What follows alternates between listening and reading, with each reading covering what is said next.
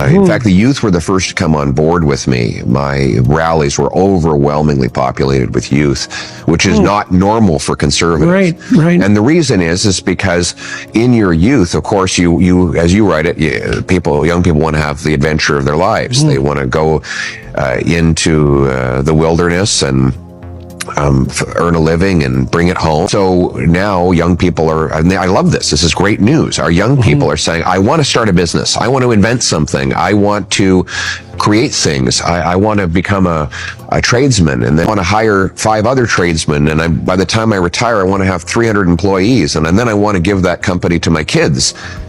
These are the stories that I hear when I go out and about in Canada. And the great news is we can have all those things.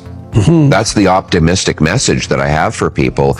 The Canadian people are not obliged, 41 million people are not obliged to wait around while this party sorts out its shit. There's the bad news and the good news. The bad news is that people feel like they've done absolutely everything right and their lives are trapped. Young people say, look, okay, I went through, I got an education, I work nonstop, and I have made the calculation that there is no mathematical path for me to own a house. It's just not possible. In Toronto here, for example, if you take the average income and the average house price, it would take you 29 years to save up for a down payment. And so if you're a young woman who's got a biological clock, obviously, well, do the math.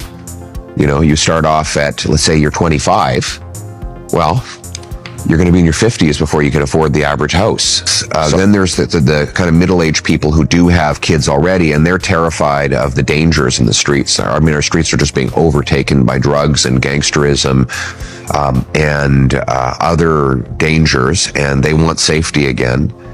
And then you have business owners that are saying there's just no way to continue to compete in Canada.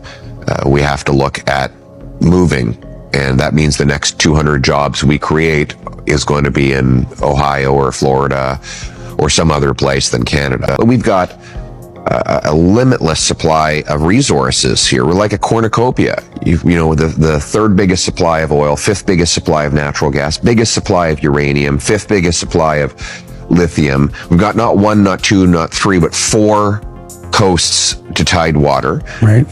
We live next to the biggest military and economic superpower the world has ever seen. We have a highly educated population and the best system of government in the history of the world, the parliamentary system. Not the best government, but the best system of government. So all these massive advantages, we just need to unleash that potential. Welcome to Canada.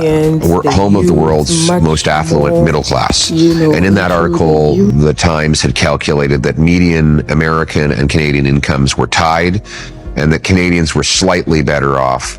And now part of that was because of the 08-09 financial crisis hit them harder than it hit us. But still, now per capita GDP in the States is $22,000 higher than in Canada, measured in USD. Real estate is significantly cheaper than ours.